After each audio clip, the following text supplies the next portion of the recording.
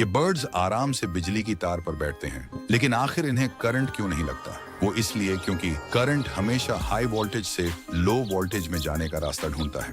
आसान भाषा में समझें तो मान लो सेकंड इमेज में जिस बिजली की तार पर ये चिड़िया बैठी है, उसमें से पानी जमीन पर गिर रहा है। तो जैसे ही बर्ड इस तार पर बैठेगी, उसे करंट लगेगा, क्योंकि करंट बहते पानी के कारण जमीन से कनेक्टेड है। इसलिए करंट 0 वोल्टेज में जाने की कोशिश करेगा, जो जमीन होती है। अगर वायर ग्राउंड से किसी भी तरह से कनेक्टेड ना हो, तो करंट वायर के अंदर रहता है और उस पर बैठे बर्ड को करंट नहीं लगता।